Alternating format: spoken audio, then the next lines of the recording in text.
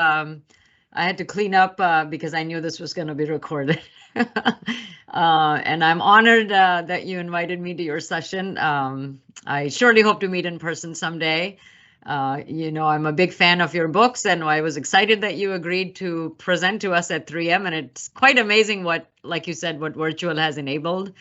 And it has really opened our minds. But I have to say, being a hand talker that I am, I would actually love to be there in person. If there are any hand talkers in the audience, people who talk with their hands, give me a Zoom high five, because Zoom doesn't cut it for us hand talkers. It literally cuts us off. Like, I'm doing this with my hands, but it's cut off. So that's an opportunity for innovation, is the way I look at it. Body language and all. Because to understand innovation, I feel that you need to understand that context, and the context changes.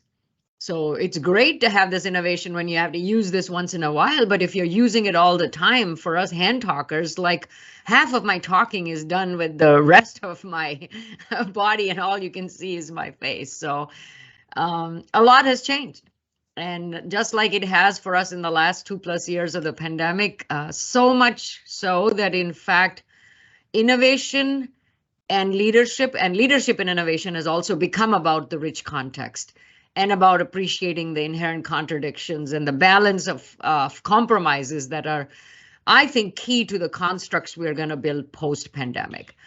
So sorry if you want your money back, for those who are looking for, here's the 3 things you can do punchline. Maybe I'll give half of your money, because I will get to that as I share how I'm thinking about these important topics of human context amidst change. So let's talk about change. Let's talk about that first. Our human experience in the last 2+ years, what we all lived through. Just think about it. Virtually all of humanity, all facing the same existential threat, confronting the same crisis, and facing our fears, awaiting the same gift of science and the vaccine. And most of you all know, more than people like us who were not on the front lines at all, that many lives ended, many lives were upended. And so we need to acknowledge that. And what actually resonated with me, I tell people, is when somebody called it punctuated equilibrium, a time of change, lots of change, very fast, that there is a change in the very nature of change. And that is why we sometimes struggle to make sense of it, because it's not just the crisis, but the rapid transformation that accompanies. And our recognition that, oh, wait a minute, all our systems, all our mindsets, everything is built for gradual, continuous improvement. And the realization that this change in the nature of change now requires a very different stance at an individual level, at leadership level, and there's no playbook. So I like to say that in many ways, during the pandemic, we were back to workbooks, and all of us became students, regardless of our roles and responsibilities, because we were learning new vocabulary, reading new information, and just finding new ways of working and living. And the reason why I'm reminding everybody of that is exactly what is at the heart of innovative thinking. You are forced with a constraint, and you're forced to act differently. And what went on in our minds and our worlds around us was the raw and real reality of what was unfolding. So there was a bit of cloud hanging above us, and that made us anxious, and we were worried for our jobs, our families, our health, even our lives. And that changes you. In fact, put it in the chat. How many had relatives severely impacted by COVID? How many missed major milestones?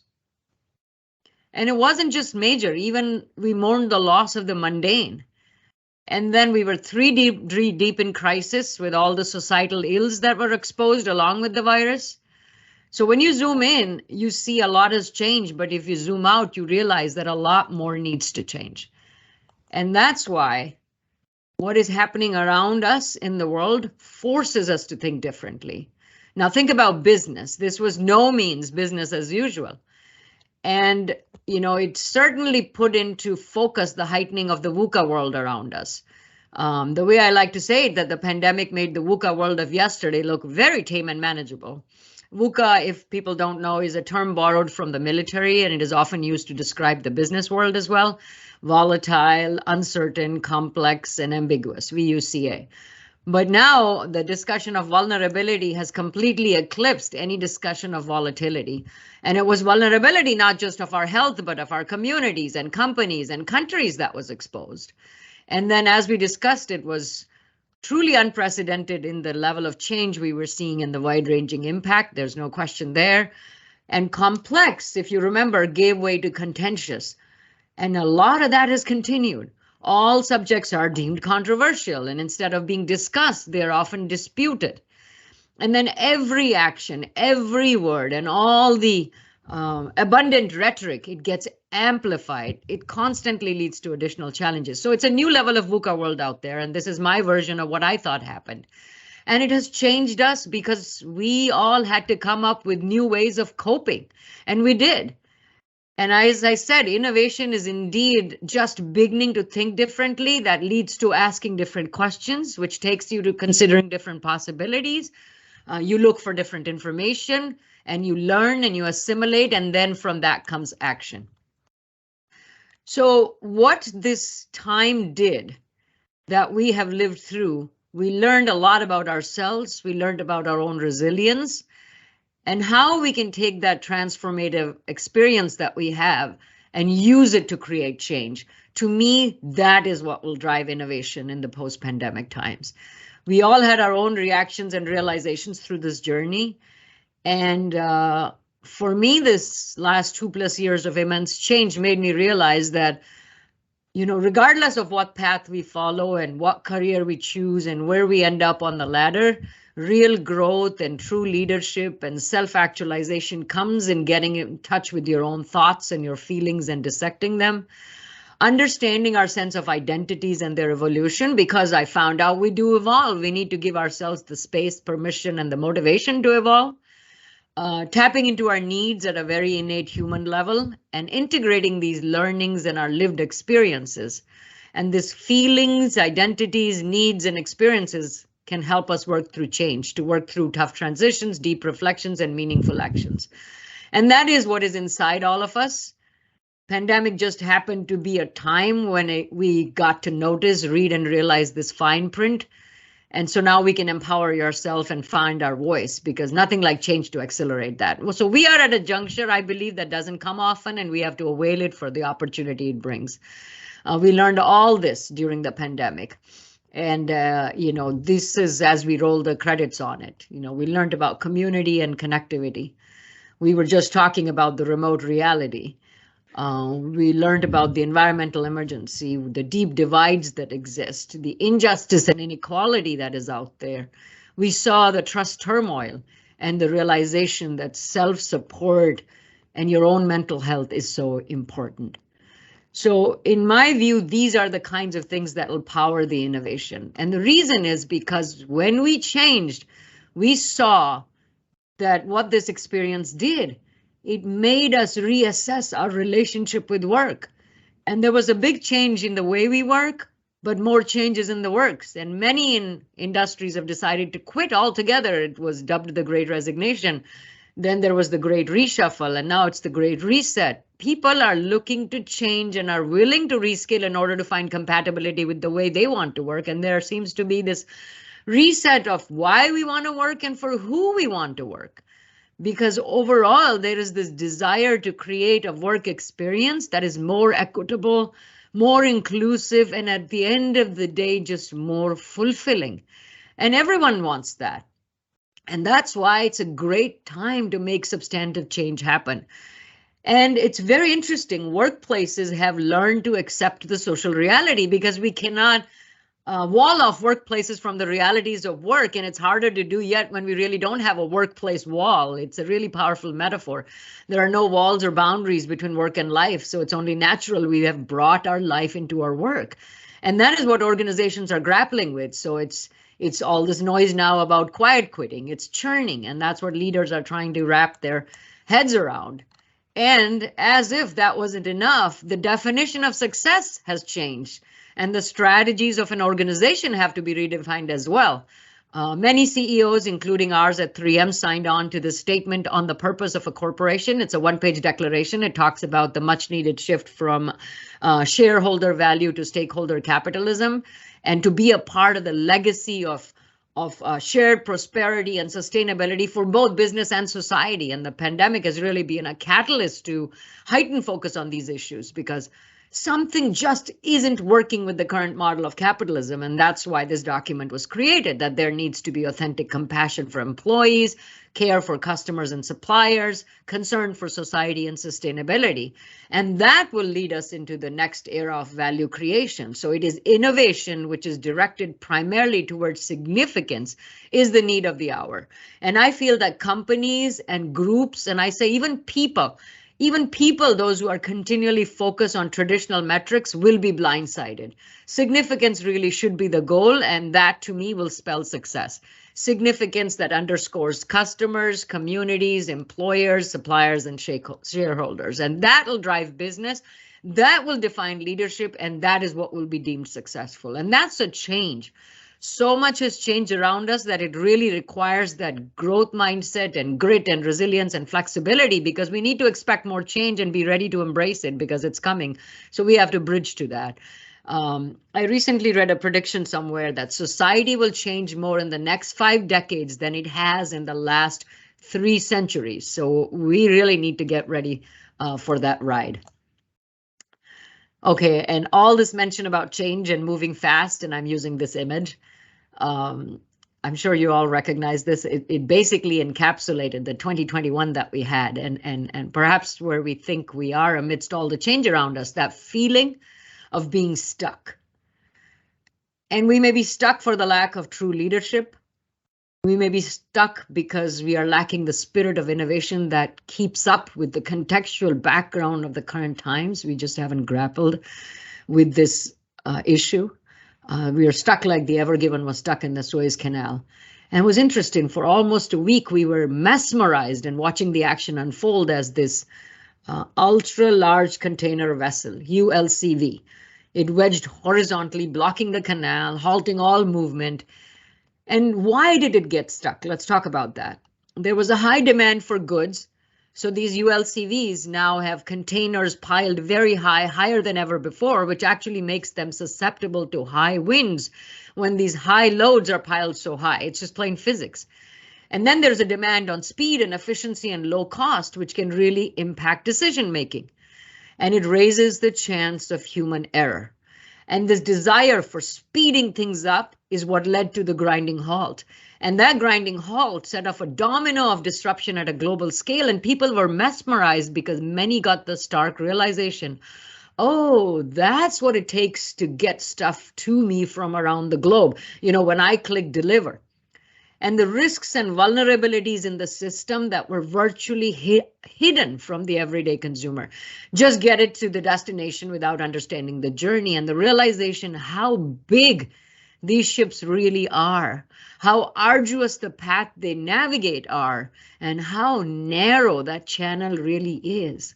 And that a single ship, an isolated event, can bring about this cascading impact. So much so that global supply chains were still reverberating months later and really made people rethink innovation around supply chain. And when the ship was stuck, the metaphorical memes were just flooding the internet, because it is comical in how much it kind of mirrored what we felt, that feeling of being stuck, whether it was in our work or in our lives. But I suggest you take a close look at this picture again. And I have stared at it a lot, and what it can also represent in many cases is what people saw. Let me explain. We see expectations piled sky high. We see the drive for productivity and efficiency and low cost at all cost. We see the impact it can have on humans involved and the errors of judgment, as we see a stakeholder community who just wants the deliverables, has no realization of the travel and the trial and the travails it takes to get something across the finish line. The eyes are only on the destination, and really, is anybody enjoying the journey? And the big pot of gold at the end of the rainbow, there's this cascading impact that one stuck item can have on the morale and motivation of an entire organization. It can impact the prevailing culture, not just at that time, but for years to come. That is what you can also see. And really, this isn't just about work. This is about the lives we lead and the externalities we are faced with, the disease, the divides, the disasters, the discourse. If this resonates, please type yes in the chat, because we are all wondering how we get the ship unstuck. And we know it needs transformative change, and transformative change is not just one person at the top waving the wand. We all have a role to play. We all have a role to play to get us unstuck. So what do we do? How do we get unstuck? So I want to share 3 distinct areas that I have decided that I'm going to focus on. And we can all take action. I know I'm doing it. So let me share what they are. First is the opportunity to continually anticipate the next normal, given the acceleration of many trends that we have seen, and then developing actionable insight to execute rapidly in the short term. See, what happened is what may have seemed strategic decisions for the future, they have been accelerated, and many require immediate action to stay relevant. There was the acceleration of digital and telehealth and banking and education and retail. I heard someone say we went from Flintstones to the Jetsons so fast, so much change. What does that mean for the path we're on? What are some actionable insights that can allow us to rapidly adopt and adapt to this new normal? So this is not your business as usual, death by committee and death by Excel. Prove to me this is real. This is fast track to place strategic bets out there now and learn. And we have done that in the work I do, specifically as it relates to my role as the Chief Science Advocate. We had already done our survey of the global public perception of science that we do yearly, and then the pandemic happens. Guess what? That is an incredible opportunity to understand what people are feeling about science at that moment in time. So we actually pulled together and did a pandemic pulse. It would have never happened under the normal circumstances. This is a once-a-year survey, but it's like, no, we need to do another one right now. Second is the challenge around us calls for honest soul searching, since the pandemic has revealed vulnerabilities. It has revealed strengths and shortcomings. And these can lead to strategic foresight by challenging what I called our old truths. It is an opportunity to examine if we're adapting. What are we learning? How are we adjusting our future plans? It's quite possible that some things go back to the way they were, but should they? Should they? So during this punctuated equilibrium, in this strange sort of infinite present that we lived through, what strategic foresight did we gather? And can we integrate it into our plans? So think about all the strengths or shortcomings the pandemic revealed to us. Get your group together, write them all down. What are the strengths that it revealed, shortcomings it reveals? What old truths can we challenge as a result? So for me, it's like, take your projects, take your platforms, your products, your education, your jobs for that matter, and challenge the old truths. And I'm certain that if you do, opportunities will emerge, and that strategic foresight can help guide us. We do not want to lose those learnings, and we kind of did that.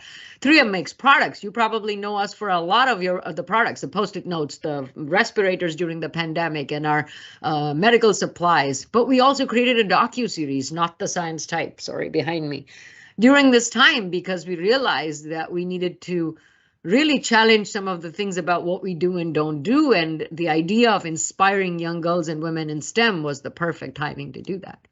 Finally, there is no doubt in my mind that science will vanquish this pandemic, but during this brief window of time, it behooves us to change things within our own operational oversight that don't work well for us, and streamline and simplify processes that help us to add value. It's only a small window of opportunities where organizations will be willing to examine structures and systems and processes before this window closes, and it's actually a really good time to take a really good look as we emerge from the pandemic.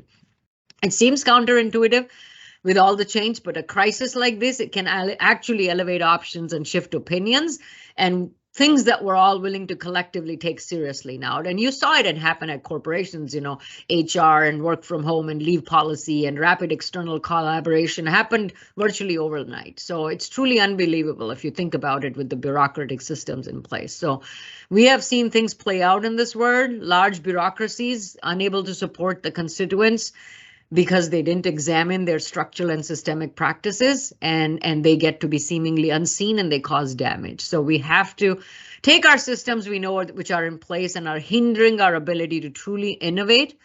And that's what will lead to innovation. And forget others for a minute. This isn't about blame. This is about our responsibility. What can we do? What it is totally under our control, because the time to act for that is now. And that is leadership success now, in my mind. And I know what some of you may be thinking. Unfortunately, there are people in the organization that have a tough time believing that things have changed, maybe from their point of privilege, as I call it. They're missing what is playing out in front of their eyes. They're trying to convince you of the same. Yet others think it best if things go back to the way they were, because they miss the opportunities and the threats that you see. And others may recognize the change, but are scared of the challenges it brings, and particularly their place in the new order. But we have to open our eyes, and we have to open their eyes. And this will only happen if we share our individual voice and shape our collective voice. So share your individual voice, shape your collective voice. And that's what I see from my vantage point as a scientist driving innovation in a corporation. And I have to assure you, I have never seen the willingness I see now for people to be listening, but we have to be talking. This is an important time in our journey. We need to be making it meaningful. Innovation is the need of the hour. Inspiration is the lifeblood for innovation, and purpose is really the lifeline now. And I should mention, it may seem daunting, but many a times I've learned in my journey, it's mind over matter. And remember, words matter, perceptions matter, actions matter. And it's important because if you are in the business of leadership, you have changed as a leader, the ship has changed, and those you lead have changed. And if you're in the business of innovation, the lens has changed. In some cases, it's a magnifying lens on certain things. In other cases, it's a camera lens on certain people. And yet others, it's a prism giving you really what is underlying that vision. So regardless, all of that has changed, and we need to become students, scratch a lot of what we know, and really get in tune with what is new. And really, if you think about it, the effort to free the evergreen showed the strength of we, encapsulating the power of that partnership, people working across borders and sectors and allies to find solutions. Progress is actually driven by cooperation. And in this case, it was at an international level. And so it just spotlighted the importance of collaboration. And many of the problems that have sort of resurfaced during the pandemic have far-reaching impact and essentially need us to build those relationships and create kinship and establish partnerships to arrive at the solutions, because every little action counts, every voice matters. You know, you look at this, it's unbelievable. It took many tiny excavators, small ditch diggers, and little tugboats, and even the gravitational forces of a heavenly body to get it free again. So this shows that it can be done. Allyship is the word of the year, actually. And by the way, the Suez Canal, it'll finally be widened by 40 meters and deepened by 10 meters. So thank you so much for letting me share my perspective from my corner of the world, not too deep and not too wide. So I hope what I said resonated. It certainly resonated with me. That's utterly fantastic. There's so much in there. I'm struggling to get on top of it. To thinking a bit about it. Just as if people have questions, please put them in the chat box, because there are 50 of us in the room, so I'll catch them there. I was just going to make quite personal observation, which is, as I think you know, I've suffered from anxiety since the start of the pandemic, and it's very interesting how the work I'm doing with a therapist at the moment reminds me that actually what the real challenge for me is stuff around change and stuff around the control of change. So listening to you talk about that was actually quite useful for me at a very personal level. I think the other bit that I take away immediately, and I should be interesting to hear how other people this evening, very often we've been led to understand that innovation is something that is disruptive. It's always innovation and disruption follows. What I really took from your talk is disruption creates an opportunity for innovation. And I find that incredibly exciting, a really powerful message to carry away. So those were two things that I immediately took out. There were some lovely phrases there. I love mourning the loss of the mundane. I think that's such a rich way of describing some of the feelings for people at this time. And I thought the way in which you described zooming in and seeing too much change and zooming out and suggesting, oh, actually, there still hasn't been enough change given the challenges humanity faces. That seemed really powerful to me. Okay, I'm just looking to see if anyone's slotted a question in. Nothing as yet, but happy for people to put them in, and I'll get them to Jayshree. For the moment, then, can I just ask a question?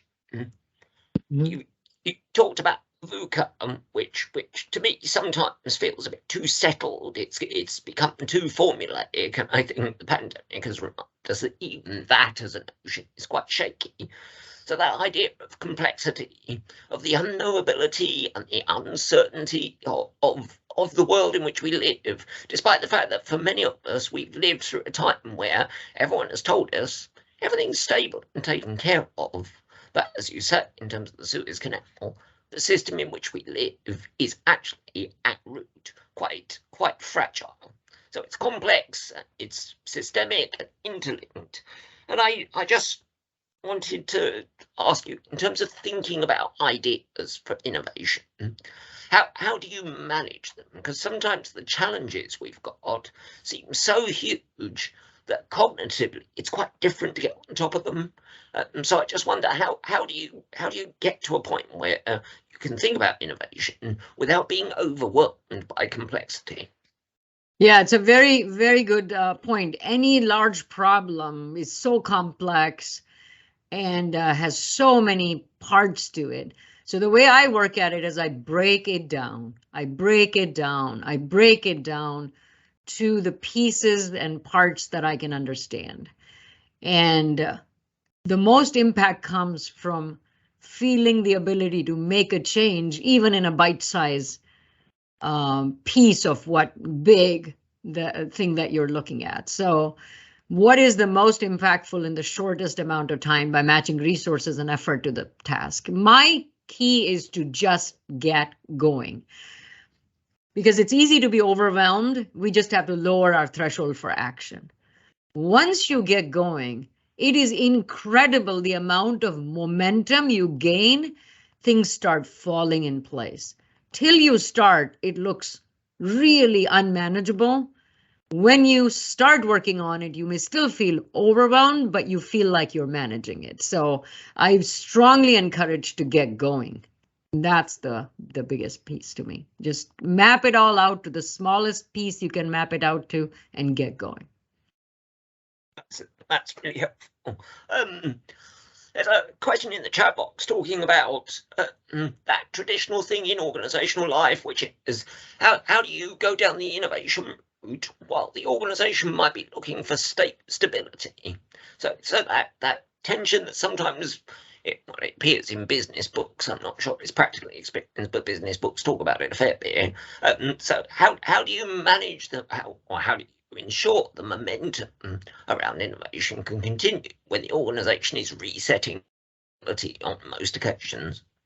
Yeah, that's a very astute point. I think nobody really wants to rock the boat or change things and things like that. But there is a very important aspect of this that I use, which I call reframing.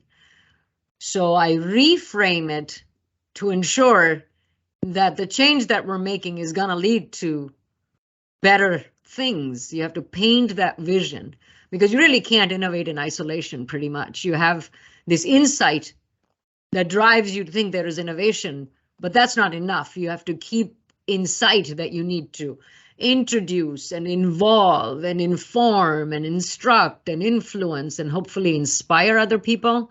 The key to that is storytelling of a compelling narrative that is armed with facts and figures. So what I do is, let's say there's an area X where I really think we ought to innovate, and area X folks are just not interested in innovation.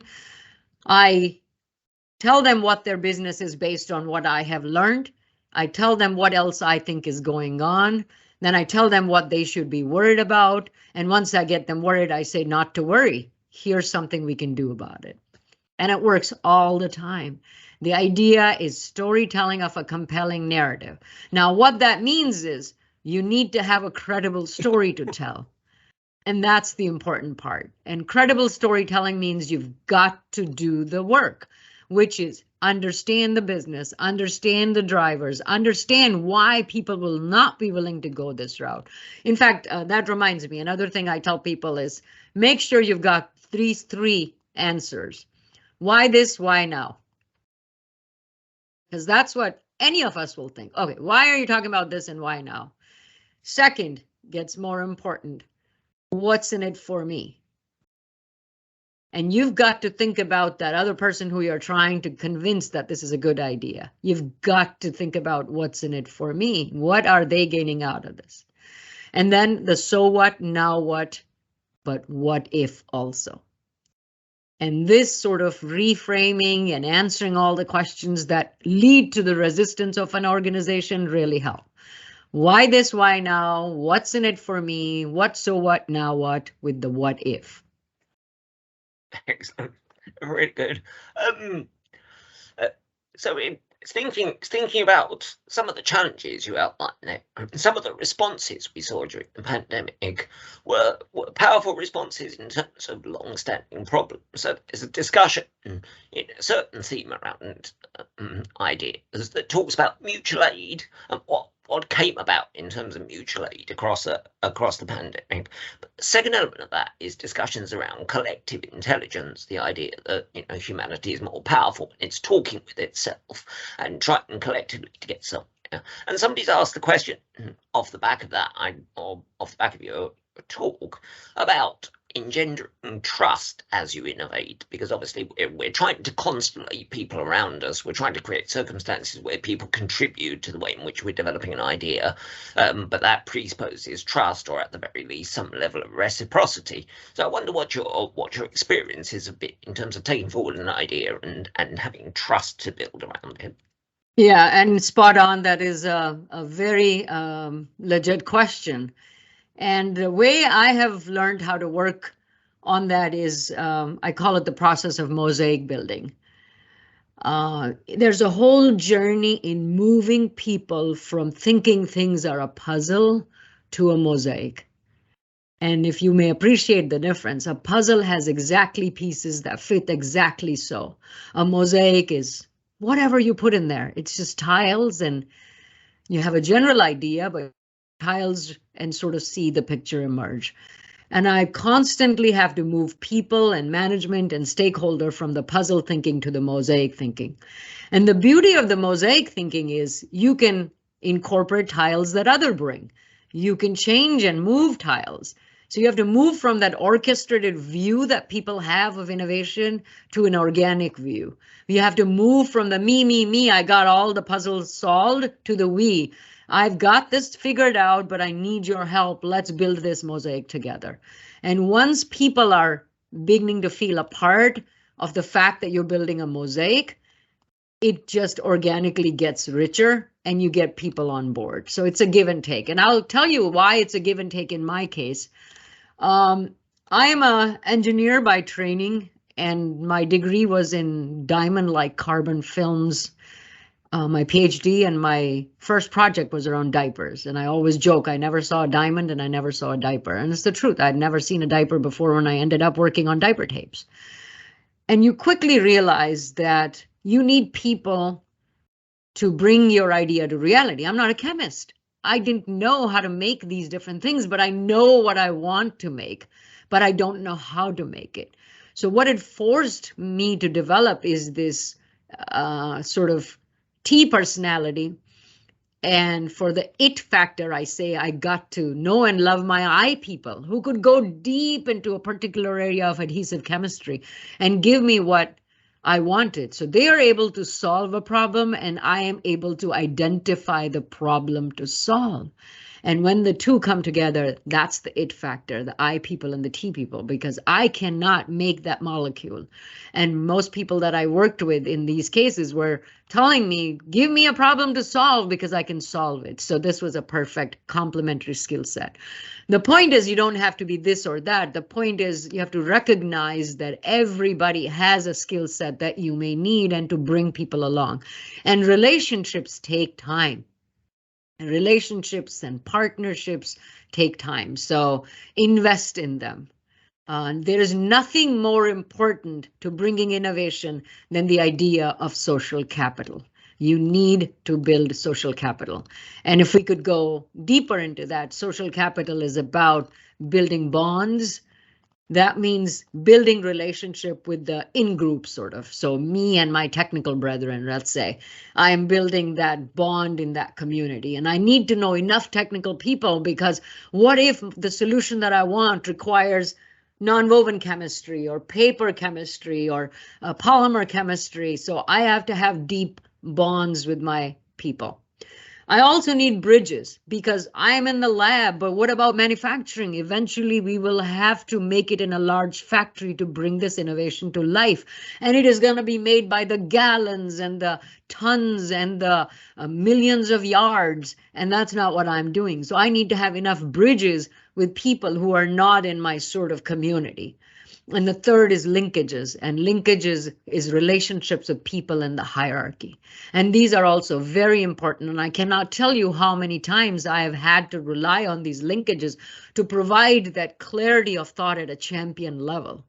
And so it's bonds, bridges, and linkages. And you can have very strong bonds that even stop you from making bridges and linkages. So that's not healthy. There's got to be a good balance in the relationship with all groups. And that is a critical factor to getting innovation. Thank you.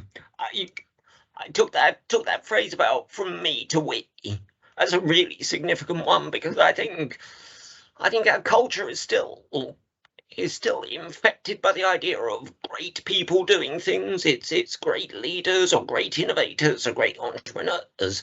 Whereas I think what you're arguing is that opportunity to innovate resides with everybody, and that capacity to step into the space and to think creatively and come up with fresh ideas is a very human thing. And I think that's a powerful thing to take away.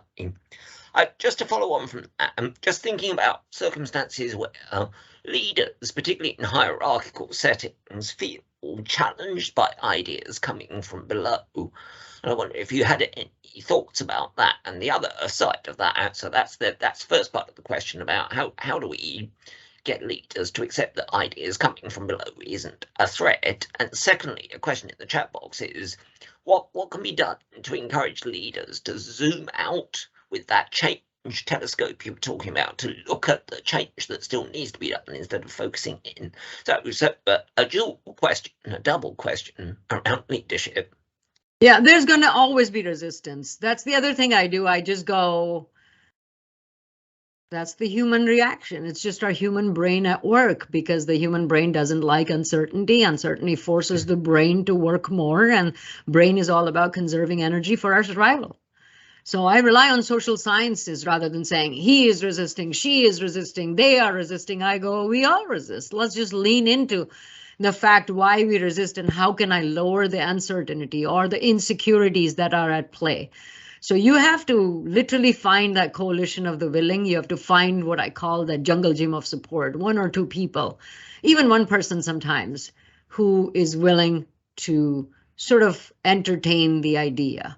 And how do you turn that whole group around is you bring that up, that, oh, I talked to so-and-so and they said, if you think about it, this would be something that you would be interested in. And this person is now going, looks like I should be interested in this. And they will, at least be mildly interested, because somebody else in a credible position thinks that they should be interested in it. So these are just little tricks, but they're not little. They are huge. And I have seen them work brilliantly, and I watch and learn and I go, I see what just happened here. So observing is also a critical part of bringing innovation. Observe what goes on around you. And sometimes playing to people's insecurities also helps. It's like, I understand that people may be thinking that you're not, very innovative, and I can help. And we can do this together. Of course, you don't say that. You just say, we can be more innovative. You got great leadership. Let's be more innovative. So little tricks that really help, because resistance is normal. You will always face resistance. The thing to do is to not shy away and think, oh, it's a bad idea because somebody is resisting. Remember, we all resist. So you have to persist. That's what I tell people all the time. We will resist. We have to persist. So still go at it, Keep collecting that story, keep collecting the tiles, keep building the mosaic, talk to as many people as you can, sharing the mosaic, moving the tiles around, and create your own excitement. And once you socialize something, you will get a call from people saying, what is this that I'm hearing about? That's your moment, because socialization is important. So keep socializing your idea about what you want to do, why you want to do it, what are other people saying about this. It's kind of important, because there will always be resistance. Because remember, back to those questions, gosh, what is in it for me? So you got to figure out what is in it for them. And I'm lucky that I ended up in a strong culture of empowerment and a company where it is assumed that you're going to be innovative. You constantly feel the pressure that you want to be innovative. You socialize the concept of being innovative. So that's the other piece that you can have going for you, is talk about the culture and talk about how you want to build a culture of empowerment, and talk about how leaders can empower. Have outside presenters who talk about empowerment and how good ideas come when people are empowered. And all of that also helps people think about, oh, I can do this and show, yes, I was a good leader and I did this, and it'll play to my looking good, and maybe I learn a thing or two. So, unless you've got just really bad people, you just need to clean house eventually. That's really helpful, because I think in corporate settings we've ended up with the view of resistance as a pathology. It's something that needs fixing. We have to go and chase down the people who are resistant, and they do end up being dealt with in quite severe ways in organizational settings. So I think, as I listen to you, I thought the vital importance in here is not to pathologize, but to think about dialogue, to have those conversations that you're talking about, which is crucial to human progress, as far as I can see. That I go back to that issue of collective intelligence. That can't happen unless people are talking. If you just bracket people off and say, in the vernacular, oh, well, I can't deal with them, they're a change resistor, that's really not helpful, and it's not going to support that innovation going forward. So just a couple more questions, because we're close to time. I'm noting, if there are any other questions from the audience, please drop them into the chat box. I'm just thinking about the extent to which personal connections and networks are significant in terms of pushing forward innovation, because we tend to fixate on organizational structure. We've got our pyramids, we know where we sit in the pyramid, but from a systems perspective, we're very often talking about how important it is that people connect with one another and the networks that build. So in your experience, how significant is that, and what's the benefits of exploiting those kind of connections? Yeah, I mean, I can honestly tell you I've never had a networking meeting, but I have had a lot of meetings where I talk about my work, because I'm a technical employee. Generally speaking, networking feels a little icky, the concept of networking, but you don't realize that you don't have to put all your thought process in that one word. What networking is about is just talking to people about your work that shows your passion. So if I have completed a piece of work, I'm talking about that with a lot of people. And what I don't realize is that's what built my network. So in looking back, I go, oh my gosh, I never had a let's chat, let's have coffee, let's play golf, because I don't play golf. None of those. But have I had those meetings where I've presented my work and somebody says, I'd love to hear more. And I'm like, yes, let's talk about it. Here's what I did. Here's what we think we should do. Here's what I'm thinking. So my bottom line is do good work and talk about your good work. Very important. Do good work and talk about your work. And once you start talking about your work, you realize, oh, Jayshree, do you want to sit in on this meeting? Suddenly you're meeting 5 other people that you've never met before, have no business knowing, and suddenly they know you. Next time they have something, they say, hey, Jayshree, you want to come and talk to us about this other thing that you talked to me about? And suddenly I see, oh, this is how it happens. And exactly this is how I got the role of chief science advocate. I was minding my own business, doing my own thing. I got the call. I literally got the call. I know people say, oh, I was here, and then I got the call, and I'm like, you didn't get the call. You actually do get the call. I was sitting at Amsterdam airport. I'll never forget. I got the call and they said, we want you to be the chief science advocate. And I'm thinking, what the heck is this role? Never heard of it. Googled it, doesn't exist anywhere.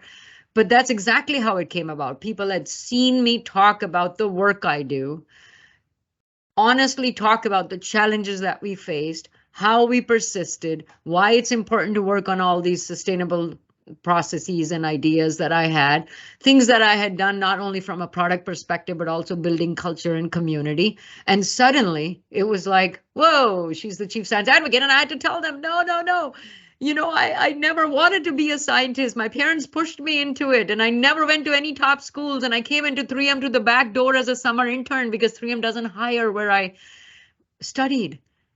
But it was not relevant to people. What was relevant was what I could deliver now, which is to authentically speak to the idea that we need to talk about science differently. We need to talk about it so we can encourage and inspire young girls and kids, and in a way that I would have loved for somebody to tell me that scientists solve problems and science can help improve lives. I would be on it the day I started education, but that's not how it was. It was all content focused, never explained the context. So I'm giving you all this context to explain that when you do good work and you talk about it, you will build your network, and your network is more about your network. Sorry to bring some science into it.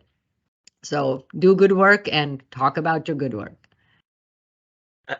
I'm just picking up on a question that appeared in the chat.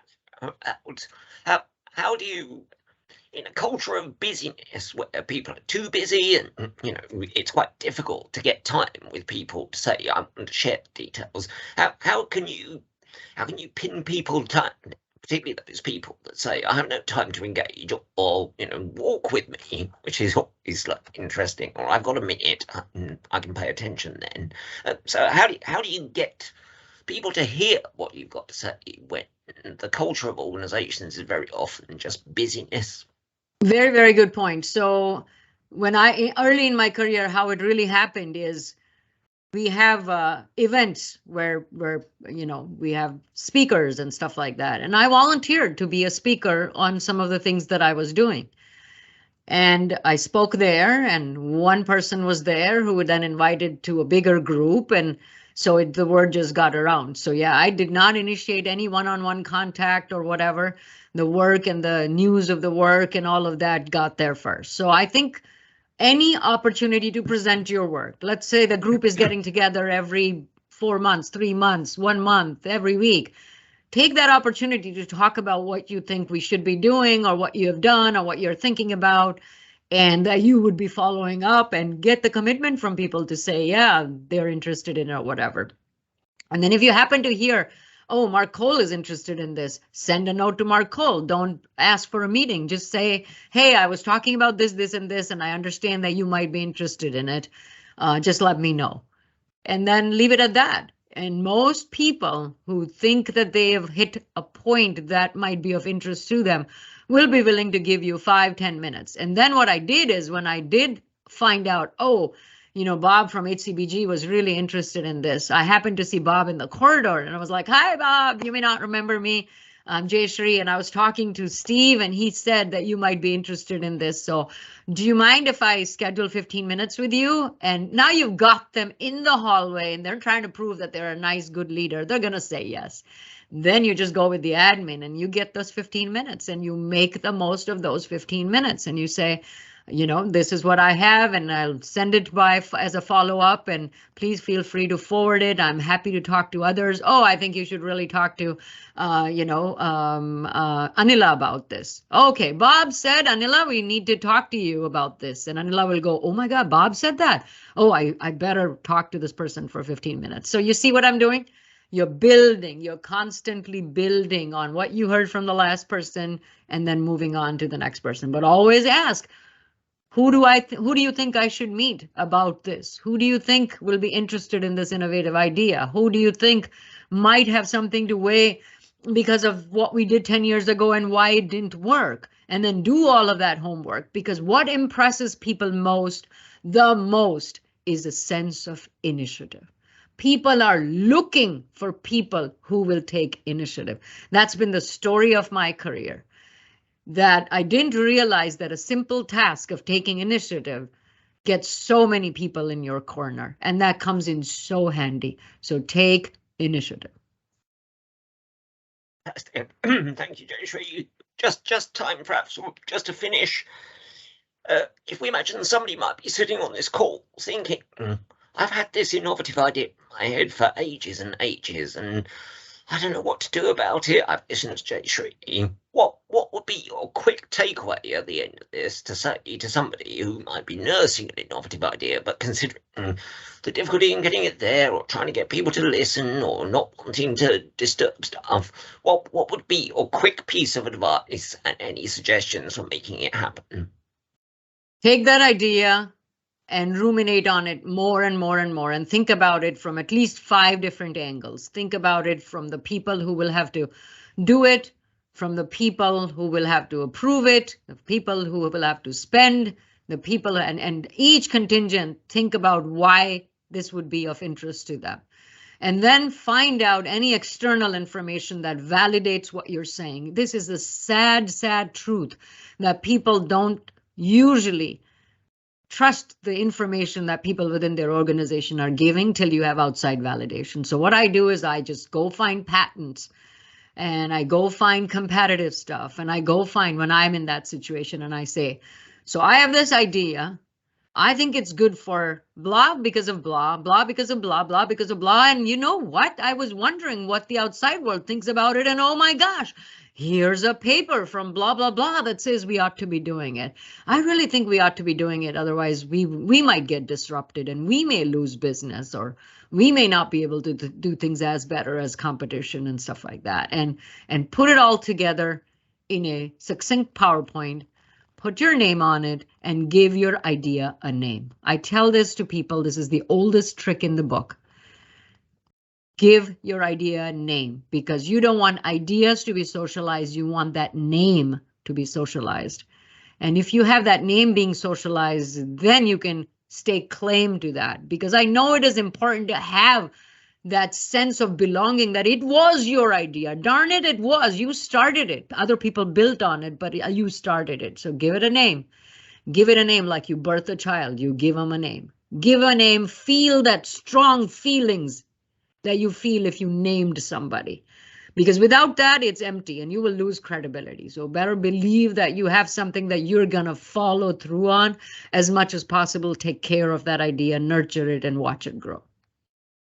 Fantastic, thank you very much. That brings us pretty much to time. So I'd just like to say thank you again to Jayshree for a fantastic presentation. So much to think about, genuinely. I mean, people who run sessions like this always say that, but I've got so much to take away from this that I feel privileged to have been part of this conversation, and I really appreciate the time you've offered us. So thank you, Jayshree.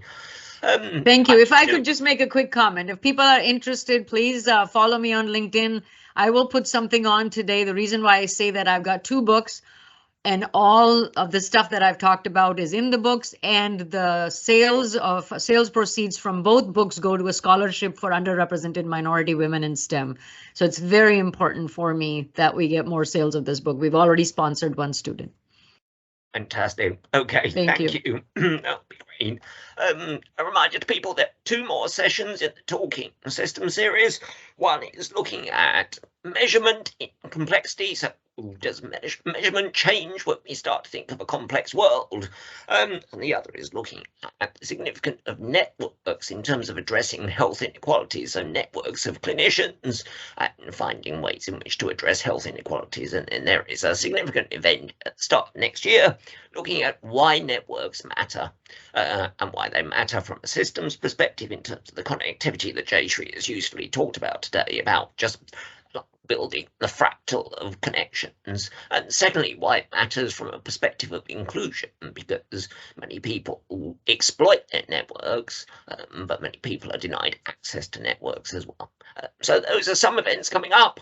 I hope people will find time to join us for some of those, but in the meantime, thanks everybody for taking an hour out of your day to spend time with us, and thanks again to Jayshree for a fantastic session. Thank you.